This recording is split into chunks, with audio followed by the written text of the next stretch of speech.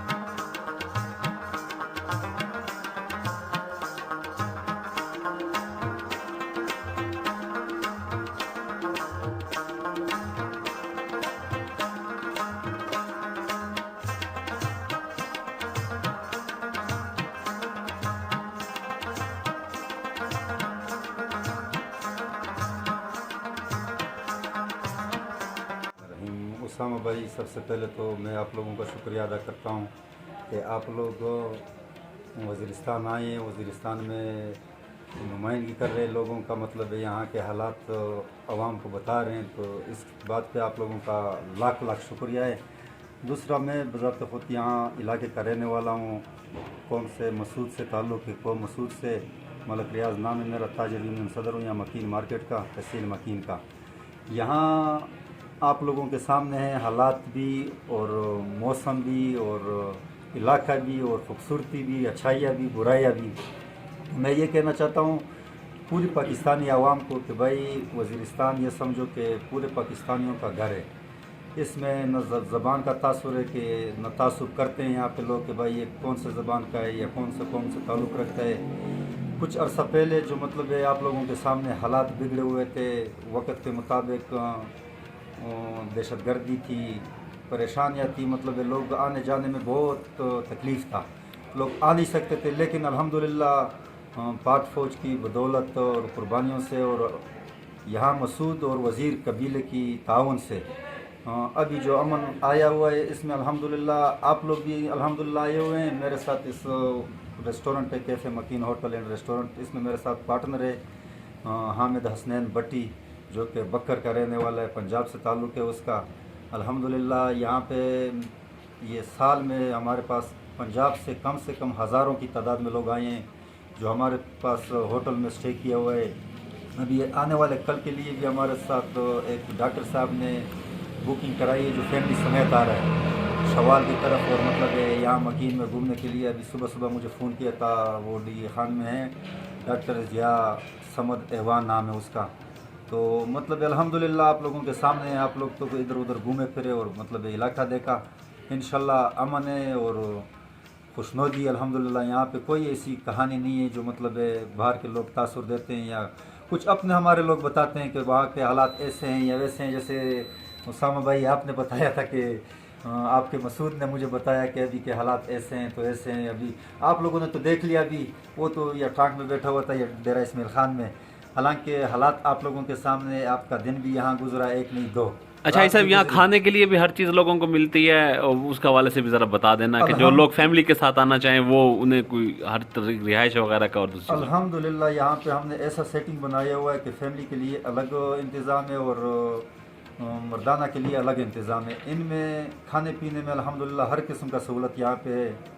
बीफ मिलता है यहाँ पे, हम खुद अल्हम्दुलिल्लाह ज़बह करते हैं होटल में, और छोटा गोश्त होता है, मटन मिलता है, ताज़ा चिकन मिलता है, सब्जियाँ, मतलब हर किस्म का। बाकी कुछ लोगों के साथ ऐसा होता है कि मतलब वो ख़ुद खाना बनाना चाहते हैं, तो हम उनको भी अल्हम्दुलिल्लाह सहूलियात देते हैं। जो भी हमारी सब तरफ से मदद होता है, कोशिश करते हैं कि मतलब हम उनका मदद करें, और अपना वो लालच नहीं होता है कि मतलब होटल का न खाएँ। तो मतलब हम इन लोगों की खुशी के लिए बस हर किस्म कुर्बानी के लिए, हर किस्म ताउन के लिए इंशाल्लाह ताबेदार है और ताबेदार रहेंगे। अच्छा, अभी आगे स्नोफॉल के दिन है, बर्फबारी के दिन है, तो वो लोगों उस वक्त भी यहाँ पे हर सहूलत मिलेगी इंशाल्लाह। हमारे होटल में अंदाज़ा 20 रूम्स हैं, जिसमें हमारा इरादा है कि हर रूम्स में गर्मी के लिए यहाँ पे हमारे पश्तो में उसको अंगूठी बोलते हैं, अंगीठी। हाँ, तो इंशाल्लाह उसका इरादा है, बंदोबस्त है कि वो भी लगाएंगे, और ताकि मतलब लोगों को सहूलत हो। और दूसरा ये कि बर्फ़बारी के लिए तो लोग अल्हम्दुलिल्लाह बहुत मज़े से आते हैं, बड़ी खुशी से, क्योंकि यहाँ जगह करीब 3-4 घंटे का फासला है।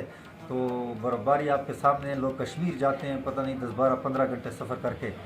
तो इंशाल्लाह यहाँ पे सहूलियात की किसी चीज़ की कमी नहीं है, और लोगों का भी आप लोगों के साथ आमने सामने मतलब बातचीत कहीं पे होगा। अच्छा, हम आपका नंबर अगर शेयर कर दें तो कोई मसला तो नहीं है? लोगों को बता दें जिन्होंने यहाँ आना आपसे रब्ता कर लें। बेशक इंशाल्लाह करें, कोई हिचकिचाहट नहीं है। बाकी इंशाल्लाह हम कोशिश करेंगे इनको मुसलमानी वाला बल्कि इंसानियत वाला वो रास्ता बताएंगे जो अल्लाह ने हमें बताया है। बहुत शुक्रिया।